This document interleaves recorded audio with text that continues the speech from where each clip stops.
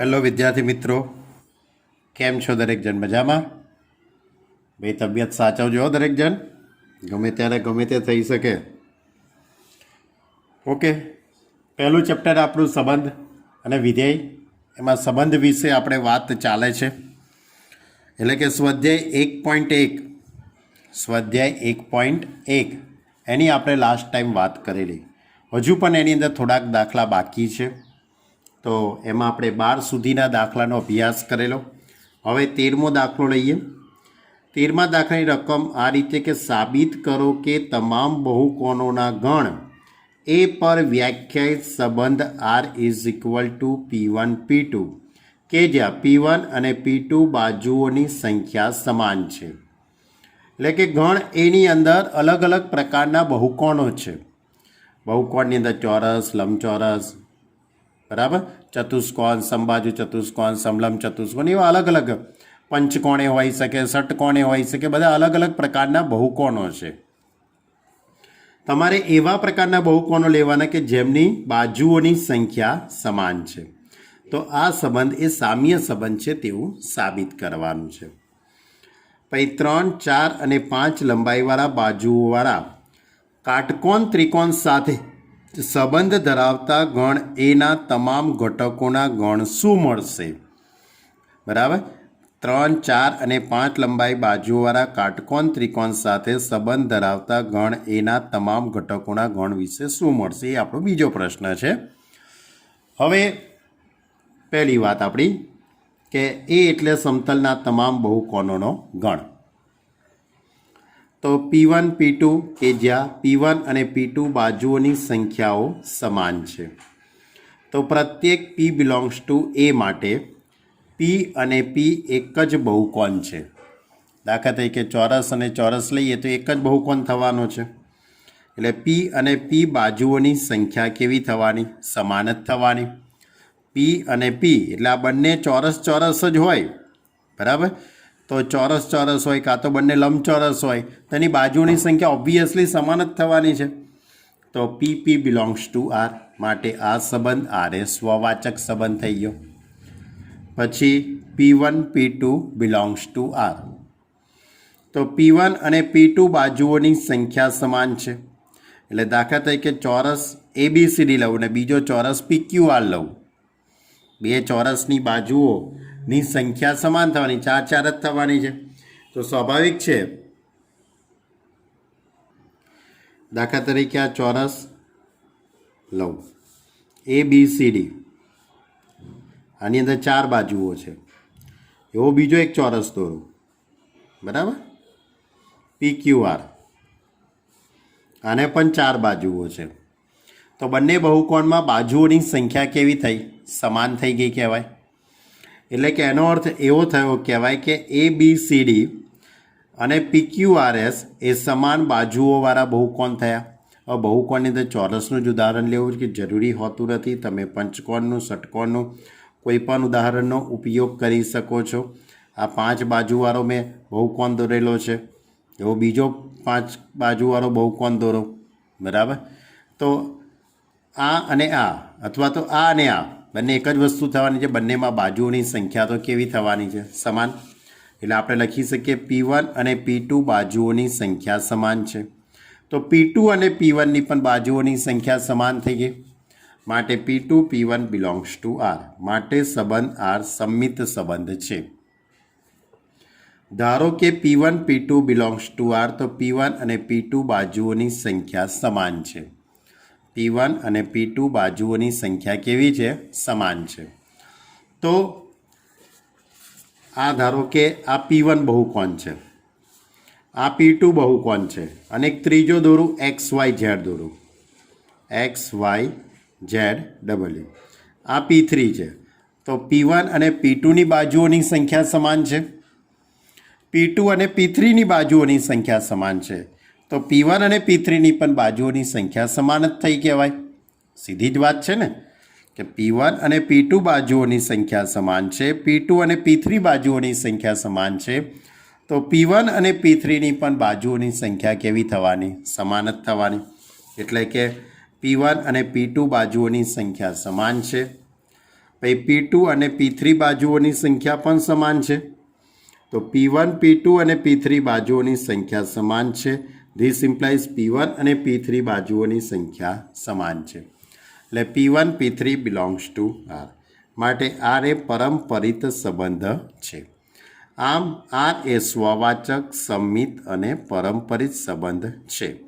એટલે કે આમ R એ સામ્ય સંબંધ છે. હવે તમારો બીજો પ્રશ્ન, આ પહેલો પ્રશ્ન પૂરો થયો. એને બીજામાં લખ્યું કે 3, 4 અને 5 લંબાઈ વાળા બાજુઓમાં કાટકોણ ત્રિકોણ સાથે સંબંધ ધરાવતો ગણ એના તમામ ઘટકોના ગણ વિશે તમે શું કહી શકો?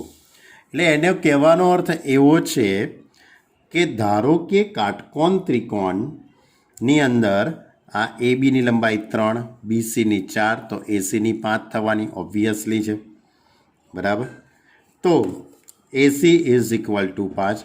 એટલે આમ આ ત્રિકોણ એ 3 બાજુ ધરાવતો બહુકોણ થઈ ગયો કહેવાય. કેટલી બાજુ ધરાવતો બહુકોણ થયો? 3 બાજુ. હવે આ 3 બાજુ ધરાવતો બહુકોણ, બરાબર છે, એ ત્રિકોણ થયો. એ ગમે તે હોઈ શકે છે.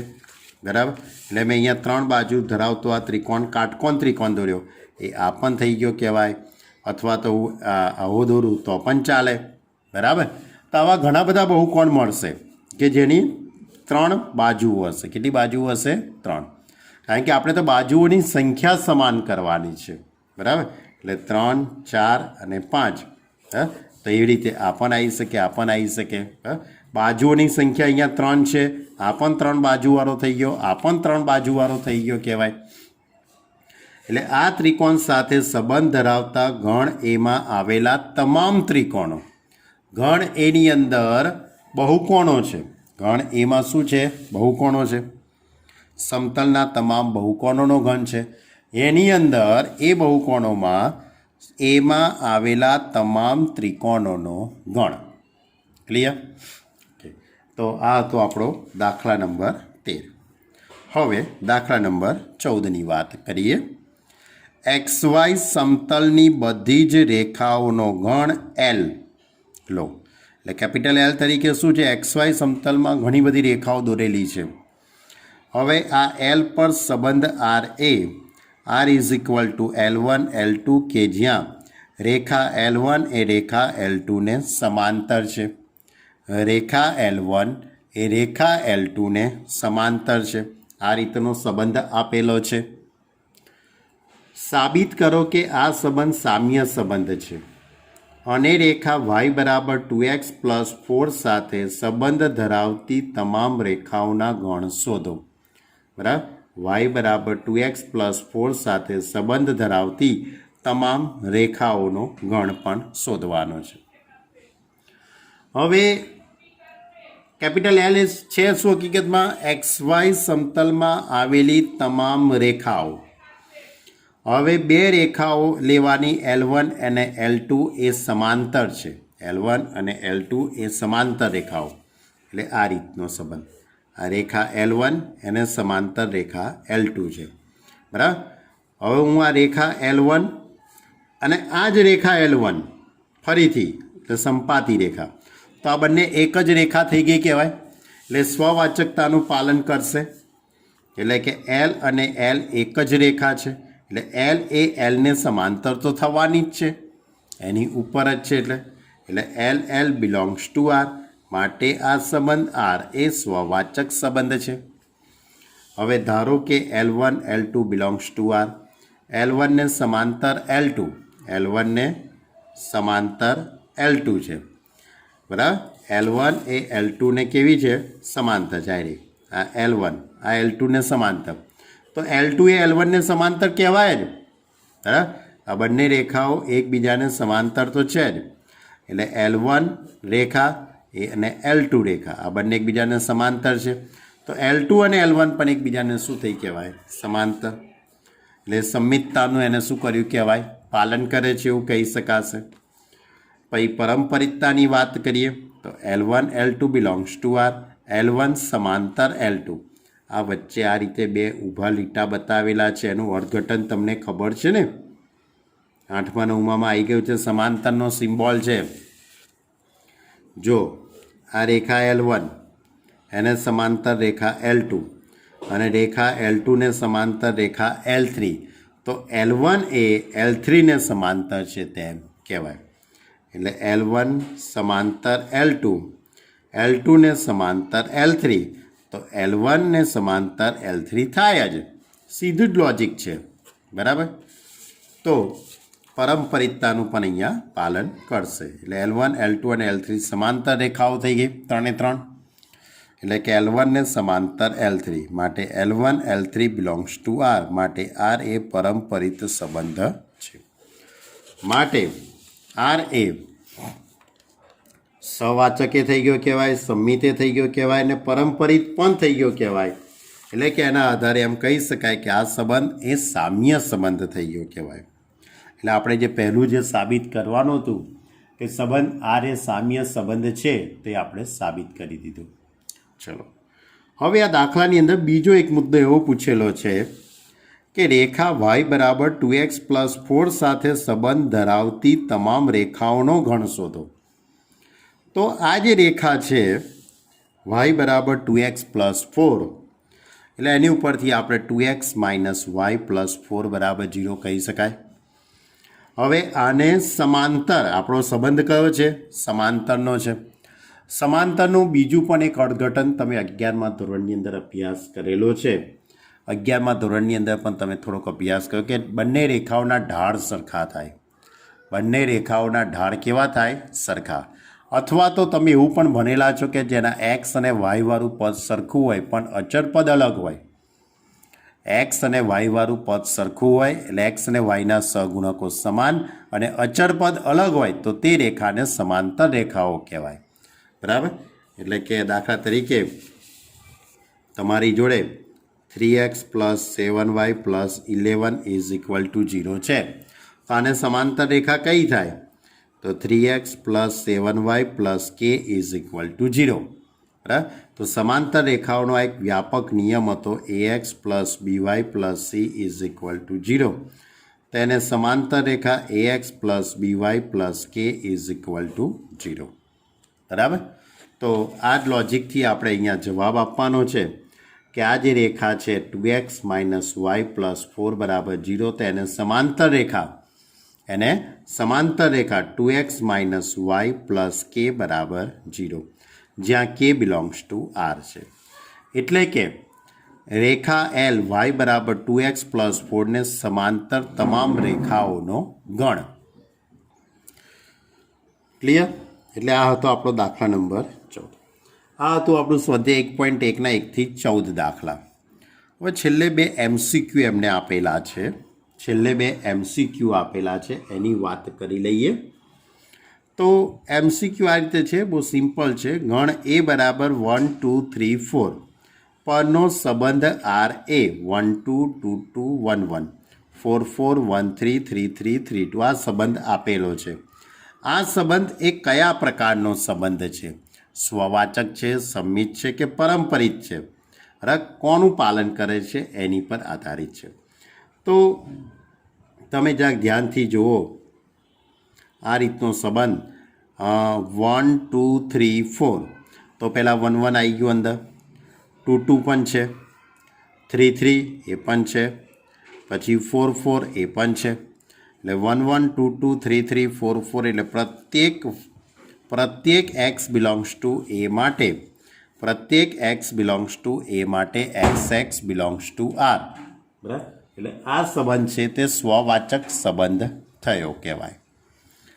હવે પારંપરિકતાની વાત કરું તો પારંપરિકતા સંમિતતા 1 2 છે તેનું ઉલટું 2 1 થવું જોઈએ, પણ એવું તો ક્યાંય આમાં છે નહીં. 1 3 છે તેનું ઉલટું 3 1, એ પણ આમાં નથી. એટલે કે એવું કોઈ પણ પ્રકારની જોડ મળતી નથી. એટલે R એ સંમિત સંબંધ નથી. પારંપરિકતાનું પાલન તો થાય છે જ કે બેનો બે જોડે સંબંધ છે, તો ઓકે બેનો પછી એની જોડે જ લેવો પડશે. 1 3 3 3 તો 1 3 છે જ, 1 2 2 2 તો 1 2 છે જ અંદર. એટલે કોઈ પણ જોડ સાથે તમે સેટિંગ પાડવું હોય તો પાડી શકાય છે. તે પારંપરિકતાનું પણ પાલન કરે છે. એટલે કે આ જે સંબંધ છે સ્વવાચક છે, પારંપરિક છે પરંતુ સંમિત નથી, તેવો કયો વિકલ્પ સેટ થશે? બી વિકલ્પ એવો સેટ થાય છે. ચલો હવે 16મો MCQ એકદમ નાનો છે. સંબંધ આર એ ગણ એન પર R is equal to a b કે જ્યાં a is equal to b -2 b greater than 6 દ્વારા આપેલો છે. તો નીચે જોડ લખેલી છે, એમાંની કઈ જોડ સાચી હશે? એટલે બીની કિંમત 6 કરતાં મોટી લેવાની. બીની કિંમત 6 કરતાં મોટી લઈએ તો સ્વાભાવિક 7, 8, 9 એ બધી આવે, બરાબર. તો હું બી બરાબર 8 લઈ લઉં તો 8 - 2 એટલે 6 એટલે 6, 8 એટલે આ પેર એ અંદર વિકલ્પોની અંદર આપેલી છે. બીની કિંમત 6 કરતાં મોટી એટલે 7 પણ લેવાય તો 7 - 2 5 થાય એટલે 5, 7 પણ 5, 7 વિકલ્પમાં એમને નથી આપ્યું. નીચે જે 4 વિકલ્પો આપેલા છે એના આધારે આપણે ડિસાઈડ કરવાનું છે, બરાબર. તો બીની કિંમત 8 લેવાથી 8 - 2 એટલે 6 એટલે 6, 8 એ અને આ બી એટલે 6, 8 એ આપેલું છે. એટલે કયો વિકલ્પ સાચો થશે? સી વિકલ્પ. ઓકે, તો આ સાથે આપણું અહીંયા 1.1 પૂરું કર્યું મેં. હવે એની પર આધારિત ઉદાહરણોની પણ જોડે જોડે વાત કરી જ લઈએ. હવે ઉદાહરણ ઘણા સિમ્પલ છે પણ થોડુંક સમજવું જરૂરી છે, બરાબર. પહેલું ઉદાહરણ છે કે ધારો કે છોકરાઓની એક શાળાના બધા જ વિદ્યાર્થીઓનો ગણ એ છે, બરાબર.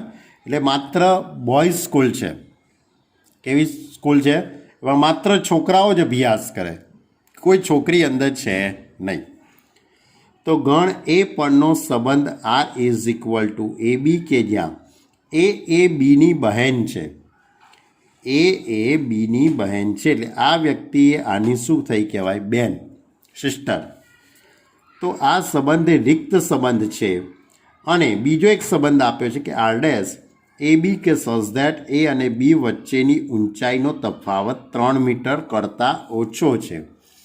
ઊંચાઈનો તફાવત 3 મીટર કરતાં ઓછો છે. એ સંબંધને સાર્વત્રિક સંબંધ છે તેવું સાબિત કરો. એટલે કે સિમ્પલ લોજિક છે કે એટલું બધું હાર્ડ નથી.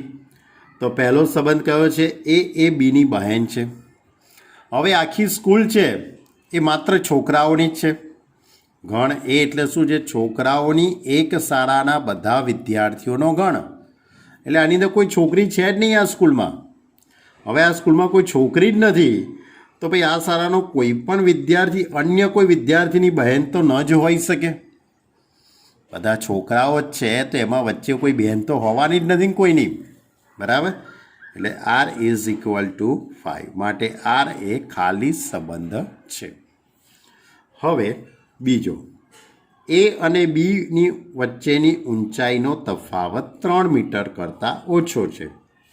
તો સ્વાભાવિક છે કે સ્પષ્ટ છે કે શાળાનો કોઈ પણ બે વિદ્યાર્થીની ઊંચાઈનો તફાવત 3 મીટર કરતાં તો ઓછો જ હોવાનો. કોઈ પણ લઈએ, બે કનુને અને મનુનો લઈએ કે છગન અને ગગનનો લઈએ, એ બંનેની ઊંચાઈનો તફાવત એ 3 મીટર કરતાં તો ઓછો જ હોવાનો. તમે વિચારી જુઓ, બરાબર. એ ક્યારે એના કરતાં વધવા જ નથી, બરાબર. એટલે એની અંદર બધા જ સભ્યો આવશે એ ક્રોસ એ. તો આ સંબંધ એ કયો સંબંધ થઈ ગયો કહેવાય? સાર્વત્રિક સંબંધ. ચલો, એ બહુ સિમ્પલ ઉદાહરણ હતું. હવે બીજું ઉદાહરણ છે, જો ટી એ સમતલના આવેલા બધા જ ત્રિકોણોનો ગણ છે. ટી એ શું છે? સમતલના બધા જ ત્રિકોણોનો ગણ છે. અને આર એ ટી પરનો સંબંધ છે. તો T1 અને T2 કે જ્યાં T1 એ T2ને એકરૂપ છે. કયો સંબંધ છે? એકરૂપતાનો સંબંધ છે. દ્વારા વ્યાખ્યાયિત હોય તો આર એ સામ્ય સંબંધ છે તેમ સાબિત કરો. આ સંબંધને આપણે સામ્ય સંબંધ સાબિત કરવાનું છે. તો ટી એટલે સમતલમાં આવેલા બધા જ ત્રિકોણોનો ગણ. ટી એટલે સમતલમાં આવેલા બધા જ ત્રિકોણોનો ગણ, એ આપણું ગણ છે. અને એની ઉપર વ્યાખ્યાયિત સંબંધ છે કે T1 અને T2 એકરૂપ છે. એટલે બે ત્રિકોણો એકરૂપ છે. તો પહેલું સ્વવાચકતાની જો વાત કરું તમારી જોડે, તો પ્રત્યેક ત્રિકોણ તેને પોતાને એકરૂપ તો હોય જ. પોતે પોતાની રીતે એકરૂપ તો હોવાનો જ છે, એટલે ટી એકરૂપ ટી, એટલે ટી બિલોંગ્સ ટુ આર, માટે આર એ સ્વવાચક સંબંધ છે. આર એ કયો સંબંધ છે? સ્વવાચક. ધારો કે T1 T2 belongs to R, એટલે T1 એ T2 ને એકરૂપ છે, T1 એ T2 ને એકરૂપ છે. એટલે હમણાં જ મેં આપણે ઉદાહરણ આગળ એક દાખલામાં આવી ગયેલું છે કે ધારો કે તમારી જોડે આ ત્રિકોણ ABC અને આ ત્રિકોણ PQR એકરૂપતાની વાત છે. એકરૂપની અંદર તો શું હોય કે બાજુઓની લંબાઈ પણ સરખી હોય. ધારો કે આ 4 સેન્ટીમીટર તો આ 4 સેન્ટીમીટર, 7 સેન્ટીમીટર તો આ 7, આ 6 તો આ 6, બરાબર. આ 30 અંશનો ખૂણો હોય તો આ પણ 30 અંશનો ખૂણો હોય. એટલે એમના ખૂણાઓ પણ કેવા હોવાના? સરખા જ હોવાના. દાખલા તરીકે આ જે ખૂણો છે આપણે વિચારીએ કે 70નો છે માની લો, બરાબર, તો આ કેટલાનો થવાનો? 80નો થવાનો. એ રીતે આ પણ ખૂણો માની લો કે મેં 70નો લીધો તો આ પણ 80નો થયો. તો આ બંને ત્રિકોણો એકરૂપ ત્રિકોણો કહેવાય. ધ્યાન રાખજો, એકરૂપતા અને સમરૂપતામાં ઘણો ફરક છે. એકરૂપતાની અંદર બંને ત્રિકોણોની બાજુઓની લંબાઈ અને ખૂણાઓના માપ પણ સરખા થવા જોઈએ, એને એકરૂપ ત્રિકોણો કહેવાય. જ્યારે સમરૂપતાની અંદર બાજુઓનો ગુણોત્તર સરખો થવો જોઈએ. સમરૂપતામાં બાજુઓનો ગુણોત્તર સરખો થવો જોઈએ, બરાબર. આ એકરૂપતાની વાત છે. એટલે આ ત્રિકોણ T1 એ એકરૂપ T2, તો પછી T2 એકરૂપ T1 આપણે કહી શકીએ કે ના કહી શકીએ? ઓબ્વિયસલી છે, બરાબર. એટલે કે આ ત્રિકોણ છે સમમિતતાનું અહીંયા શું કરશે? પાલન કરશે. પછી 3 ત્રિકોણો લઈએ, ત્રિકોણ PQR, ત્રિકોણ ABC અને ત્રીજો ત્રિકોણ દોરું XYZ દોરી કાઢું. એમાં પણ અહીંયા 4 છે, એની પણ 7 છે, અહીંયા 6 છે, આ 30, આ 70 અને આ 80. તો આ ત્રિકોણ APQR એ ત્રિકોણ XYZ ને પણ શું થઈ ગયો કહેવાય? એકરૂપ થઈ ગયો કહેવાય, બરાબર. એટલે કે આ રીતે લખી શકીએ T1 એકરૂપ T2, T2 T3 belongs to R, this implies T2 એકરૂપ T3. તો T1 એકરૂપ T3 થવાનું જ છે, એટલે T1 T3 belongs to R, માટે આર એ પરંપરિત સંબંધ થઈ ગયો. એટલે કે આ સંબંધ એ સ્વવાચકે થઈ ગયો, સંમિતે થઈ ગયો અને પારંપરિક પણ થઈ ગયો, માટે આ સંબંધને સામ્ય સંબંધ છે તેવું કહી શકાય. ક્લિયર? એટલે કે આ પણ એક નાનકડો એવો દાખલો હતો, બરાબર. સારો એવો દાખલો હતો, એકરૂપતા પર આધારિત હતો દાખલો. એવો જ તમે આગળ પેલો સમરૂપતાનો પણ આપણે સ્વાધ્યાયમાં આવી ગયેલો છે, એ ધ્યાન રાખજો. ચલો, ઉદાહરણ નંબર 3. જો L એ સમતલમાં આવેલી બધી જ રેખાઓનો ગણ હોય અને R એ L પરનો સંબંધ છે. R એ L પરનો, એટલે આ જે સંબંધ છે તે રેખાઓના ગણ L પરનો સંબંધ છે. L1 L2, તો રેખા L1 એ રેખા L2 ને લંબ છે. હમણાં જ આપણે એક દાખલો જોઈએ, સમાંતરનો હતો, આ લંબનો દાખલો છે. તો દ્વારા વ્યાખ્યાયિત હોય તો સાબિત કરો કે સંબંધ R એ સંમિત છે, પરંતુ સ્વવાચક કે પરંપરિત સંબંધ નથી. હવે L એ પોતાને જ લંબ તો ન જ હોઈ શકે, બરાબર. સમાંતર હોય પણ તે રેખા પોતાને જ લંબ તો ના જ હોય ને. તમે આકૃતિ આમ કલ્પના કરીશ, જુઓ, હું રેખા L દોરું ને હવે અમારી બીજી રેખા, એવો જ શબ્દ આવે છે, જુઓ, પણ હું એ જ રેખાને લંબ, એટલે એ રેખા જ પોતે લંબ પોતાને તો થવાની જ નથી ક્યારે. એટલે કે L not belongs to R, માટે આર એ સ્વવાચક સંબંધ નથી. ધારો કે L1 L2 belongs to R. L1 એ L2 ને લંબ છે, આ રેખા L1 એ L2 ને લંબ છે. તો સ્વાભાવિક છે કે આ L2 એ L1 ને લંબ તો થવાની જ છે, બરાબર. બંને પરસ્પર લંબ જ થવાની છે. એટલે L2 ને લંબ L1, માટે L2 L1 belongs to R, માટે સંબંધ આર એ સંમિત સંબંધ છે. હવે પારંપરિકતાની, L1 L2 belongs to R. L1 એ L2 ને લંબ છે, L2 L3, તો L2 એ L3 ને લંબ છે. તો L1 એ L3 ને તો લંબ ક્યારેય ન જ હોઈ શકે ને. જો L1 ને લંબ L2, એટલે કે આ રેખા L1 અને આ રેખા L2 બરાબર. આ બંને રેખાઓ પરસ્પર લંબ છે. હવે L2 ને લંબ L3. હવે આ L2 ને લંબ L3 એટલે મારે એવી રેખા દોરવાની કે L2 ને એ લંબ હોય, એટલે આ રેખા L2 હોય એને લંબ આ રેખા L3. તો L2 ને હું લંબ દોરું તો આવી કોઈક રેખા દોરી શકાય L3. તો આ L2 ને લંબ L3 થયું કહેવાય, L2 ને લંબ L3 એવું થઈ ગયું કહેવાય. પણ L1 ને L3 એ પરસ્પર લંબ નથી. L1 ને L3 એ બંને પરસ્પર લંબ નથી. એ બંને એકબીજાને સમાંતર થઈ ગયા કહેવાય, લંબ થવાના નથી. એટલે કે L1 L3 એ પરસ્પર લંબ ક્યારેય પણ થવાના નથી. એટલે L1 L3 not belongs to R. માટે R એ પરંપરિત સંબંધ નથી. એટલે આપણને ઘણો સારો દાખલો હતો. હમણાં જ આપણે સ્વાધ્યાય 1.1માં જે દાખલો હતો એ સમાંતરનો હતો, આ લંબનો હતો. ચલો ઉદાહરણ નંબર 4ની વાત કરીએ. સાબિત કરો કે ગણ 1 2 3 પર વ્યાખ્યાયિત સંબંધ R ઇઝ ઇક્વલ ટુ 1 1 2 2 3 3 1 2 2 3 સ્વવાચક સંબંધ છે, પરંતુ સમિત કે પરંપરિત સંબંધ નથી. 1 2 3 પરનો સંબંધ 1 1 2 2 3 3 બરાબર અને 1 2 3 તો સ્વાભાવિક છે, દેખાઈ જ આવે છે અહીંયા કે 1 1 એ છે, 2 2 પણ છે, 3 3 પણ છે. એટલે પ્રત્યેક x બિલોંગ્સ ટુ એ માટે x બિલોંગ્સ ટુ R. માટે સંબંધ R એ સ્વવાચક સંબંધ છે. માટે આ સંબંધ R એ કેવો સંબંધ છે? સ્વવાચક.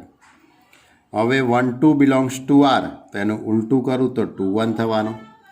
આ 1 2 તો એનું ઉલટું 2 1 નોટ બિલોંગ્સ ટુ R. બરાબર. માટે આ સંબંધ એ સમિત સંબંધ નથી.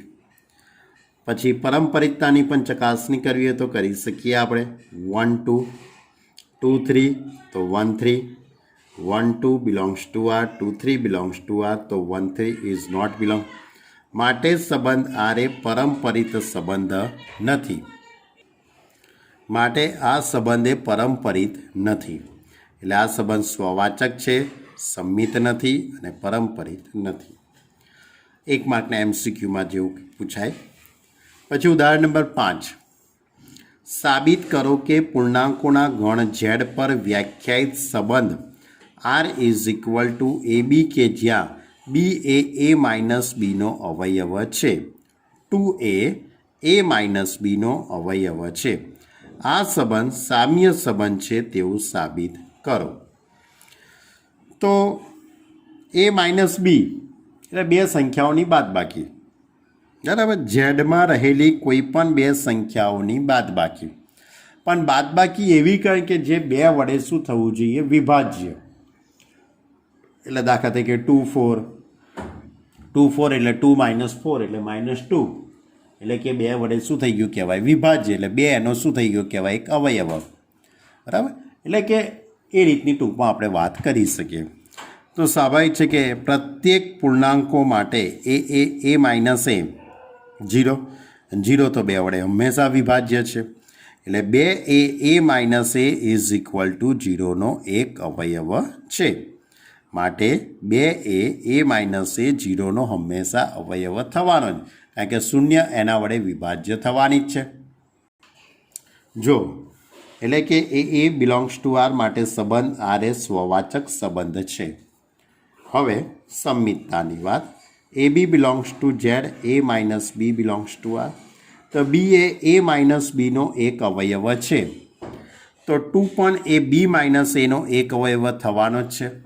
એટલે 2 સપોઝ 6 માઇનસ 8 કરું, બરાબર, 8 માઇનસ 6 કે 6 માઇનસ 8 કરું તો પણ એ બેનો તો વિભાજ્ય થવાનો. એ મને પ્લસ હશે કે માઇનસ હશે, કારણ કે સંબંધ ઝેડમાં જ છે અમે, બરાબર, એટલે ચાલે. એટલે બી એ બિલોંગ્સ ટુ R. માટે સંબંધ R એ સમિત સંબંધ છે. હવે પરંપરિતતાની વાત. એ બી બિલોંગ્સ ટુ R માટે બી એ માઇનસ બીનો એક અવયવ છે. એટલે A minus B is equal to 2K1. પરિણામ number 1. BC belongs to R એટલે B એ B માઇનસ Cનો એક અવયવ છે. એટલે B minus C is equal to 2K2 મેં ધારી લીધું. હવે આ બંને સમીકરણનો સરવાળો કરી દઉં. A minus B plus B minus C 2K1 plus 2K2. તો અહીંયાથી B ઉડી જશે એટલે A માઇનસ C. બે કોમન નીકળશે એટલે K1 પ્લસ K2. એટલે A માઇનસ C એટલે 2 એ A માઇનસ Cનો એક અવયવ છે. એટલે AC બિલોંગ્સ ટુ R.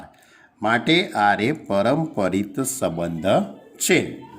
એટલે કે આમ આ સંબંધ એ સ્વવાચક, સંમિત અને પરંપરિત ત્રણે ત્રણ થયું કહેવાય. એટલે આ જે સંબંધ છે એને આપણે કયો સંબંધ કહી શકાય? સામ્ય સંબંધ. ક્લિયર? ઓકે, ચલો ત્યારે હવે એક છેલ્લું એક ઉદાહરણ છે, ઉદાહરણ નંબર 6. સંબંધ RA A is equal two 1 2 3 4 5 6 7 એટલે 1 થી 7 સુધીની ધન સંખ્યાઓ આપેલી છે, પ્રાકૃતિક સંખ્યાઓ છે. એના પરનો સંબંધ R is equal two AB કે જ્યાં A અને B બંને અયુગ્મ અથવા બંને યુગ્મ દ્વારા વ્યાખ્યાયિત છે. એટલે તમારે એવી જોડ લખવાની કે જે બંને યુગ્મ હોય અને બંને અયુગ્મ હોય. તો સાબિત કરો કે આ સંબંધ એ સામ્ય સંબંધ છે અને એ સાથે જ સાબિત કરો કે 1 3 5 7ના બધા જ ઘટકો R દ્વારા એકબીજા સાથે સંબંધ છે અને 2 4 6ના પણ બધા જ ઘટકો R દ્વારા એકબીજા સાથે સંબંધ છે. પરંતુ 1 3 5 7નો કોઈ પણ ઘટક એ ઉપગણ 2 4 6ના કોઈ પણ ઘટક સાથે R દ્વારા સંબંધિત નથી. રકમ લાંબી છે પણ દાખલો ઘણો સહેલો છે, કંઈ એટલું કંઈ અઘરું કંઈ છે નહીં. શું કહે છે? પહેલાં તો તમે આ પહેલો જે સંબંધ છે એની વાત કરો. આપણો જે સંબંધ છે તે A ઇઝ ઇક્વલ ટુ 1 2 3 4 5 6 7 આટલા ઉપર જ છે. હવે કેવી જોડ લેવાની તમારે? બંને અયુગ્મ અથવા બંને યુગ્મ. તો 1 1 બંને અયુગ્મ, 1 3 બંને યુગ્મ, 1 5 1 7 આ બધી યુગ્મ થઈ. અયુગ્મ સોરી. 2 2 બંને યુગ્મ, 2 4 બંને યુગ્મ, 2 6 બંને યુગ્મ, 3 1 બંને અયુગ્મ, 3 3 બંને અયુગ્મ, 3 5 બંને અયુગ્મ, 3 7 બંને અયુગ્મ. તો એવી તમારે જોડ ઘણી બધી આપણે લખી શકીએ કે જે બંને અયુગ્મ પણ હોઈ શકે અને બંને યુગ્મ પણ. ઘણી બધી એટલે 1 થી 7માંથી જેમ વધારે નહીં જવાનું. તો આની અંદર 1 1 આવવાનું, 2 2 પણ આવવાનું, 3 3 4 4 5 5 6 6 7 7 બધી જ જોડ આમાં આવવાની જ છે. બરાબર? એટલે A અને A બંને અયુગ્મ અથવા બંને યુગ્મ તો હોવાના જ. એટલે A બિલોંગ્સ ટુ R. માટે R એ સ્વવાચક સંબંધ થઈ ગયો કહેવાય. હવે સંમિતતાની વાત. AB belongs to R. A અને B બંને અયુગ્મ અથવા બંને યુગ્મ જ હોય તો B અને A પણ, એટલે દાખલા તરીકે 3 અને 1 આ અયુગ્મની પેર છે. તો આને ઉલટું કરું તો 1 3 એ પણ અયુગ્મની જ પેર થવાની જ છે. અથવા તો કોઈ પણ યુગ્મ લઉં તો 2 4 એનું 4 2 અંદર આવવાની જ છે પેર. બરાબર? તો A અને B બંને અયુગ્મ અથવા બંને યુગ્મ તો હોય, તેથી B અને A પણ બંને અયુગ્મ અથવા યુગ્મ તો હોવાના જ. માટે B A belongs to R. માટે આ સંબંધ છે તે સંમિતતાનું એને શું કર્યું કહેવાય? પાલન. જો એટલે R એ સંમિત સંબંધ છે. AB belongs to R. A અને B બંને યુગ્મ અથવા બંને અયુગ્મ જ હોય. BC બિલોંગ્સ ટુ R એટલે કે B અને C બંને યુગ્મ અથવા બંને અયુગ્મ જ હોય. તો A B અને C પણ એક સાથે યુગ્મ અથવા યુગ્મ તો હોવાના જ છે.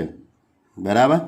એટલે 1 3 લઈએ તો 3 5 લીધું તો 1 5 હોવાના જ છે અંદર. બરાબર? કારણ કે બંને અયુગ્મની જોડ બનાવવાની અથવા તો બંને યુગ્મની જોડ બનાવવાની, એ તો બનવાની જ છે. એટલે કે આ જે સંબંધ છે તે પરંપરિતતાનું અહીંયા શું કરશે? પાલન કરશે. આમ સંબંધ R એ સ્વવાચક, સંમિત અને પરંપરિત ત્રણેય થઈ ગયું કહેવાય. એટલે આ સંબંધ એ સામ્ય સંબંધ છે. 1 3 5 7ના બધા જ ઘટકો અયુગ્મ સંખ્યાઓ છે. હવે આપણો જે બીજો પ્રશ્ન હતો ને એની વાત અહીંથી ચાલુ થઈ કે 1 3 5 7ના બધા જ ઘટકો અયુગ્મ છે. તો આમાંની હું કોઈ પણ પેર બનાવું 1 3 1 5 1 7 3 5 3 1 3 3 બરાબર. એ બધા જ ગણના બધા જ ઘટકો એકબીજા સાથે આર પરનો સંબંધ તો ધરાવવાના જ છે. બરાબર. એ રીતે 2 4 6 આની પેર બનાવું તો 2 2 2 4 2 6 4 2 4 4 4 6 6 2 6 4 6 6 પેર બનવાની જ છે. ના બધા જ ઘટકો યુગ્મ સંખ્યાઓ છે માટે આ ગણના બધા જ ઘટકો એકબીજા સાથે સંબંધ આરમાં છે જ એમ, કારણ કે આપણા સંબંધમાં છે જ. પરંતુ 1 3 5 7 આનો એક ઘટક લેવાનો અને બીજો ઘટક 2 4 6નો લેવાનો. હવે આ ગણનો એક ઘટક અયુગ્મ છે અને આ ગણનો એક ઘટક યુગ્મ છે.